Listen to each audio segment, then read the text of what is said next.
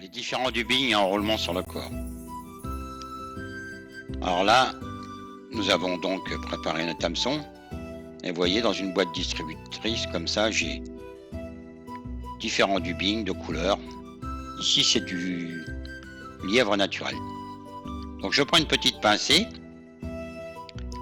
je fais une petite mèche et je le roule sur le fil. Alors vous pouvez mettre un peu de poids si vous en avez, vous mettez un peu de poids, c'est bien. Ça tient un peu mieux. Vous le verrez tout à l'heure, j'en mets. Là, vous faites votre petite mèche comme ceci. Alors on a deux formes de dubbing, hein. Vous en avez qui monteront toujours leur dubbing comme ceci, directement sur le fil, et vous tournez. Voilà. Après, vous fixerez. Vous aurez donc déjà un corps. Vous pourrez arracher quelques fibres. Voilà, tenez pas compte de l'endroit où je le mets, hein, c'est uniquement pour montrer. Voilà. Ensuite, vous avez une autre façon de les faire, moi que je pratique souvent, sauf devant les thorax ou bien sur des hameçons de vraiment petits 20-22. Donc là, je fais une petite mèche dans ma ligne de vie, j'ai mis ça dans ma main. Je fais comme pour l'autre. La seule différence, c'est que je vais m'utiliser un twist. Donc je vais faire une boucle. Voilà, je vais passer derrière pour bien bloquer et je vais me mettre en attente à l'avant. Je vais prendre mon appareil à twister. Et là, je vais tourner. La mèche est bien emprisonnée. Là, vous allez voir, on va avoir une mèche régulière et surtout plus solide. On répartit un peu, voilà, comme ça. Et là, on peut faire nos enroulements. C'est très solide. Alors si vous voulez tirer un petit peu des barbules, vous prenez ou une aiguille à dubbing ou bien un petit velcro et vous frottez pour retirer quelques fibres. Voilà, vous coupez, vous consolidez, puis vous avez un beau petit dubbing de fait. Et une petite brosse en fer. On tire un peu quelques fibres comme ça. Ça va donner de la vie dans l'eau.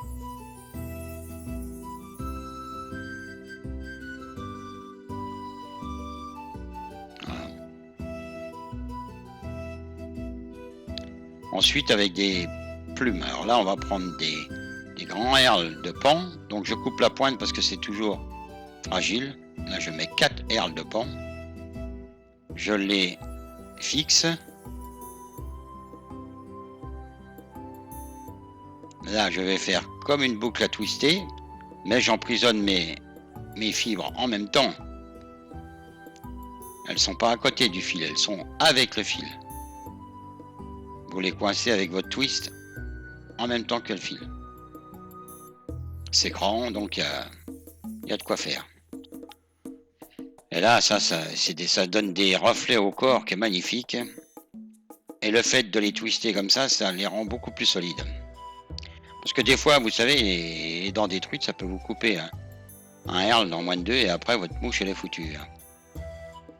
Donc là, je tourne. Alors, vous voyez, j'utilise pas le rotatif uniquement parce que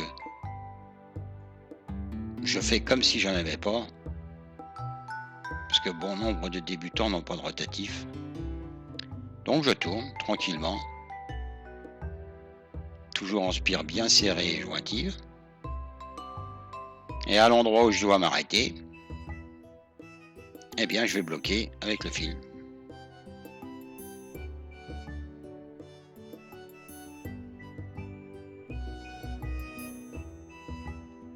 Voilà. Quand on regarde au microscope, ça fait des reflets extraordinaires ces plumes. C'est beaucoup utilisé d'ailleurs dans les mouches noyées, on s'en sert beaucoup.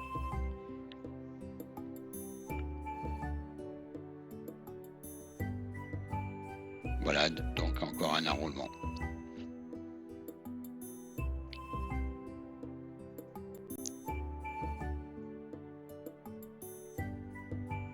Là, ici, on va voir quelque chose qui est fantastique, c'est l'oreille de lièvre. Alors là, on monte des fois des mouches qu'en oreille de lièvre. Alors là, on prend, généralement, c'est les poils que l'on trouve là, les fauves et noirs, c'est les plus courts, les plus raides. Alors ça s'applique aussi avec des oreilles de chevreuil. Alors ici, les grands poils, là, on évite, sauf si on veut faire une petite collerette à l'avant. On peut s'en servir. À l'intérieur, il n'y a pas d'intéressant. Ici, c'est pareil, c'est un poil qui est pas mal, mais il a tendance à prendre un peu l'eau. Et puis, il est un peu trop grand. Voilà, donc on en tire. Par contre, là, on va se servir du dessus. Donc, on va arracher. C'est difficile, d'ailleurs. On va arracher les petits poils comme ça. On va les placer dans la ligne de vie. Moi, je les mets tout le temps comme ça dans la ligne de vie. Ça permet de faire une petite mèche.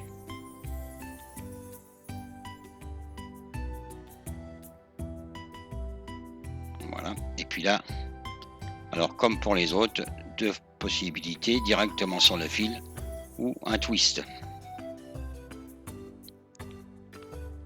On va voir ça avec le simple. Moi, je mets un peu de poids.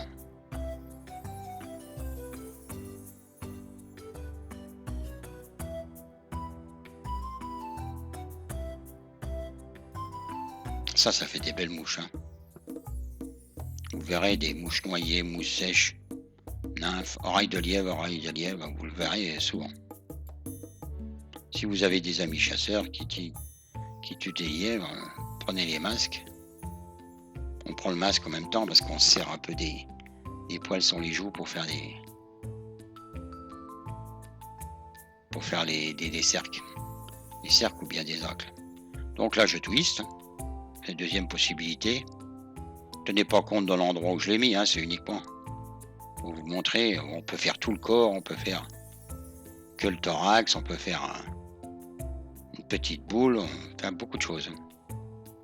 Vous voyez là, mettons, c'est un thorax. Devant les ailes ou derrière les ailes, j'aurais fait, voilà.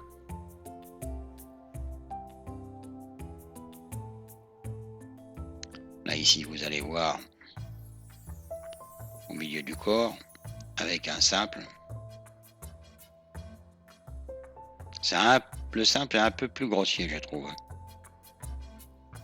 Ça dépend de la grosseur de l'hameçon. Tout dépend de la grosseur de l'hameçon. Si c'est pas cerclé, moi je préfère faire un twist.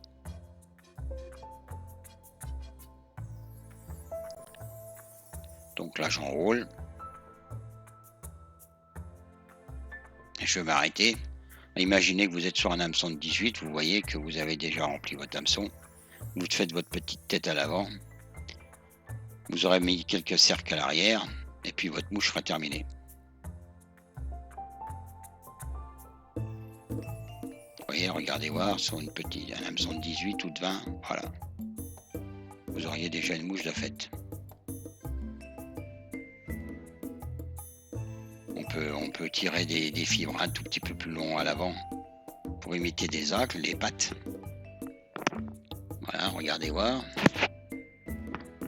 Voici une mouche, oreille de lièvre. Là maintenant, je vais vous montrer des dubings qu'on fait avec des plumes généralement plus soyeuses. Là ici, c'est du marabout. Alors je prends les plumes qui généralement on se sert jamais, c'est-à-dire les premières, les grandes là, on les garde pour faire des queues au-dessous. Là, on prend celle à l'arrière. On enlève bien les parties dures.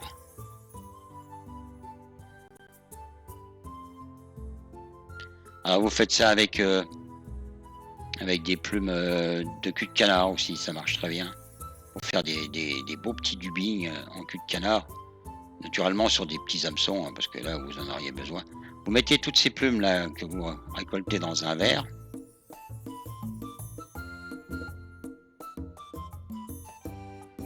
On fait beaucoup de... Voilà, puis avec un ciseau, vous allez hacher le persil. Voilà. Comme on fait avec du persil ou d'autres aromates.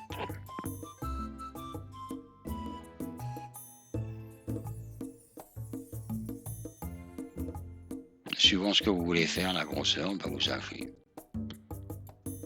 Voilà, vous récupérez tout ça.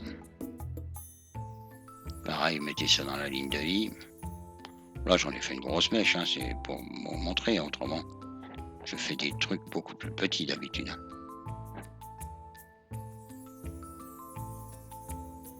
Bon, le marabout, ça prend l'eau, hein, donc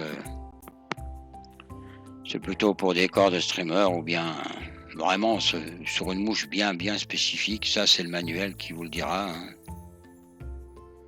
Mais vous n'êtes pas obligé d'acheter du dubbing tout fait. Avec du CDC, vous le faites cul de canard. Faut des plumes très molles, hein. Ou alors avec des poils, vous pouvez le faire. Vous pouvez préparer des mèches de dubbing avec des poils, hein.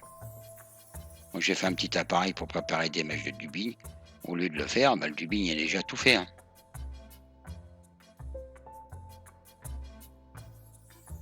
Voilà.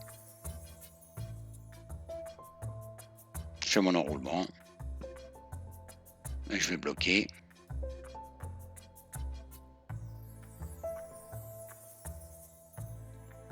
Je vais le gratter un peu parce que ça va retirer ceux qui ont envie de partir. Et puis en même temps, ça va donner de la vie au corps de la mouche. De manière à sortir quelques fibres. Ou avec du velcro. Ou alors avec une petite brosse métallique. Là où je prends un velcro, vous voyez, avec les... on appelle le côté mâle. Et puis là, vous grattez un peu.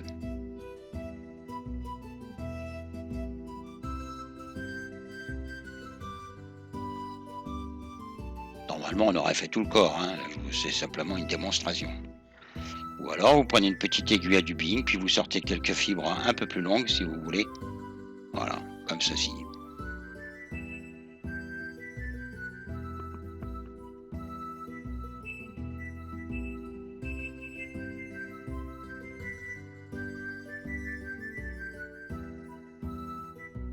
Là, on va voir un autre enroulement sur le corps. Alors là, c'est beaucoup plus pratique. Ce sont les différentes chenilles. Donc là, ici, c'est une twistée. Donc, vous arrachez un petit peu de matière de manière à avoir que l'âme. Et vous allez le fixer par lame, ce qui ne donnera pas d'épaisseur à votre corps. Ça, c'est une Brill ou Fritz, ça dépend du fabricant. Donc là, on fixe et puis on tourne. Alors sur ce genre de chenille qui est brillante et assez grosse, de temps en temps, on ramène quand même les fibres à l'arrière, de manière à pas faire une superposition. Voilà.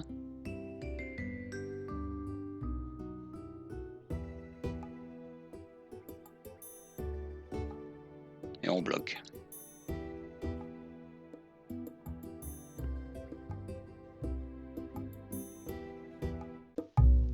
Voici donc divers matériaux que l'on peut enrouler sur un corps.